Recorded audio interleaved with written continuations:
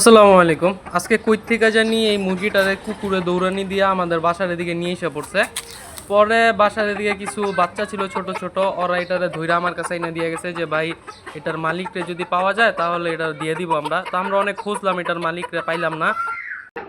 তারপরে আর কি, সে যেহেতু মেহমান, তো তার একটু মেহমান আপ্যায়ন করা শুরু করলাম।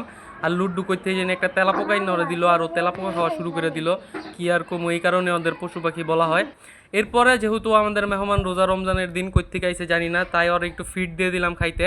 ফিটের সাথে পানিও দিলাম। আর সে কিন্তু এতক্ষণ অনেক ভয়ে ছিল, কিন্তু পানি আর খাবার দেওয়ার পর একটু রিল্যাক্স ছিল। যাই হোক, যদি এটার মালিকরে খুঁজে পাওয়া যায় তাহলে চিন্তা করছি যে এটার মালিকরে এটা দিয়ে দিব। আর যদি না পাওয়া যায় তাহলে কি করবো এটা চিন্তা করতেছি এখনও। আজকের জন্য এই পর্যন্তই, ধন্যবাদ।